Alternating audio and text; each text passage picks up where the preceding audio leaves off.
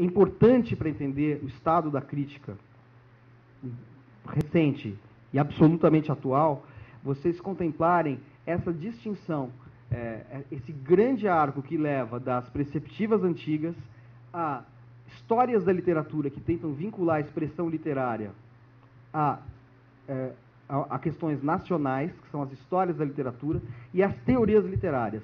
São coisas diferentes, porque o estatuto da literatura muda, porque a sociedade muda, o estatuto da literatura muda, e o olhar sobre a literatura também muda em função dessas mutações, né? Existe um exemplo claro no Brasil de como a crítica tenta dar conta dessa complexidade e até que ponto ela pode ir.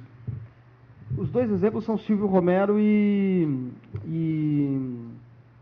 José Veríssimo no Brasil. Autores no século XIX de duas grandes histórias da literatura brasileira. Os dois têm dois compêndios lá, História da Literatura Brasileira.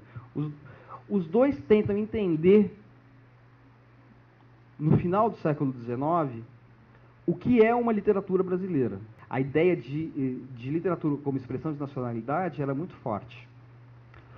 Porém, isso estava ligado também à dinâmica de produção dos romances nacionalistas, dos romances que tentavam conter aí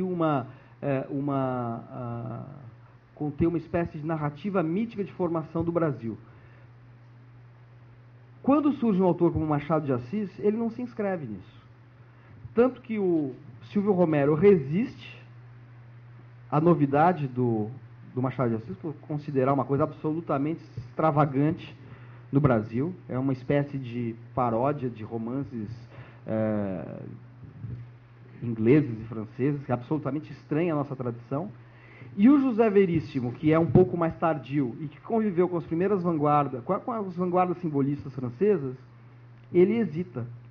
Ele escreve. Então, o Silvio Romero é absolutamente refratário ao Machado, ele não consegue. O Machado não se encaixa naquela descrição de uma literatura nacional.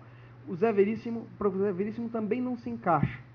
Mas o José Veríssimo, depois, em outros textos, vai escrever sobre Machado de Assis fora desse registro da história nacional. É muito interessante perceber isso, de como você tem uma mutação da literatura, uma mutação na maneira de tentar normalizá-la, e quando surgem elementos que impedem essa normalização, você tem que mudar também o registro da crítica. Essa ideia de que exista uma especialização e que ela vai se traduzir tanto nos departamentos de literatura como num olhar do crítico mais especializado, vai surgir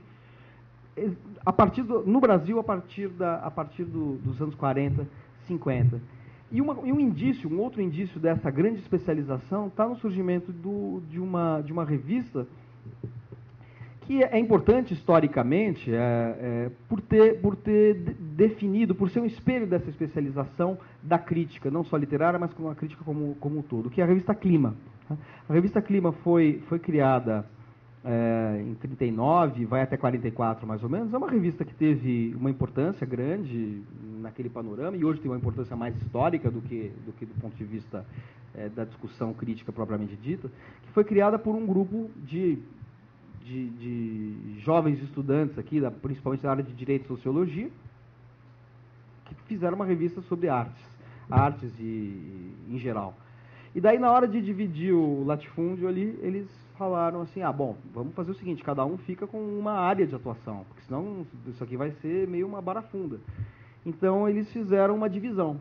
Um cara chamado Paulo Emílio Salles Gomes ficou com o cinema, o Lorival Gomes Machado ficou com artes plásticas, Décio Almeida Prado com teatro e Antônio Cândido com literatura, de acordo com suas especialidades, ou aptidões, ou empatias com determinadas áreas. Então, acho importante esse exemplo, que ele é quase banal, é quase da ordem do organograma de uma publicação, mas para ver como começa a surgir uma necessidade de especialização.